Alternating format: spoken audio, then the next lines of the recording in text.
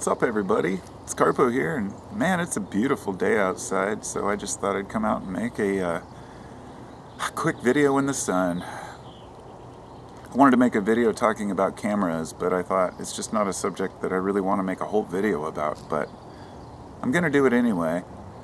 I've been using a variety of cameras to make YouTube videos over the last 8 years, and I have, for the last 3 years or so, used this one that I'm using this moment. It's the Panasonic Lumix G3.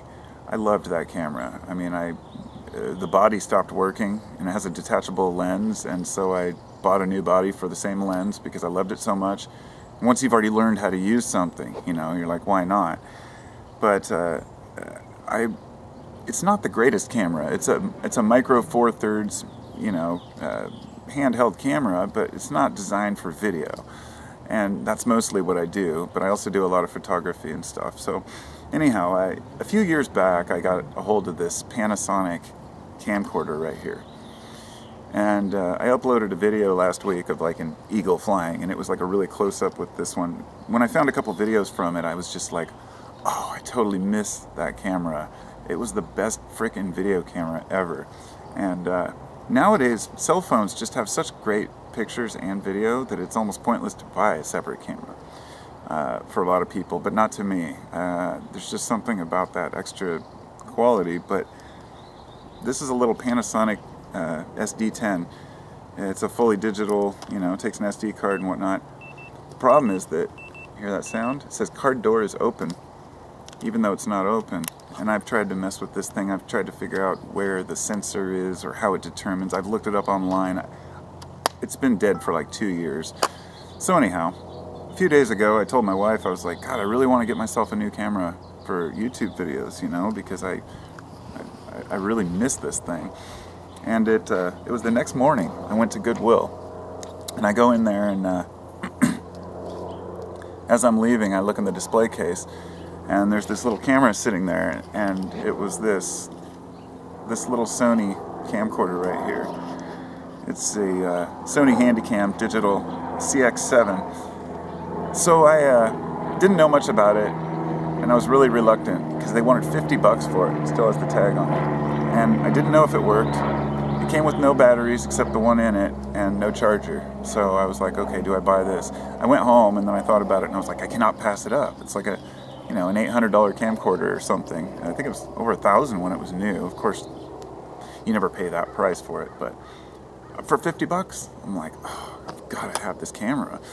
So I went down and I got it, and I've ordered a battery and charger that should be coming in the mail sooner or later. But this is going to be my new baby for doing YouTube videos. I think it's an awesome little unit, assuming that it works. So you can get a really good price on a really decent camera. I've had a lot of people ask me, you know, like, what do you use to make YouTube videos? And sometimes, here's the thing that I've learned, and really what I want to share. It's not about the quality of the camera. It's about how you use it and the skills you have with it. For me, most of my recordings are just like this. They're open, general focus on the whole, you know, foreground and background. The thing about digital cameras that's different than, you know, you'll see the old 35mm picture. It's the lens and the focal distance. I have a 35mm Minolta lens that I put on this Lumix camera, and since it's a non-digital lens, I have to use an adapter, and it sits out a little further, meaning it changes the depth of field. I made a few videos a couple months ago, and a bunch of people commented like, oh my God, did you get a new camera? That looks so amazing. How did you get such a good picture? Because I was in focus, and the background was really blurry, and it's that contrast that makes for a good video. The way to get that is to set the camera way back and then focus in on the person. That will change the depth of field on pretty much any lens. So if I were to take this and zoom way in, then you'll start to get a little more blur in the background. See what I mean? So that's what it's all about. It's all about finding that depth of field. But here's the issue.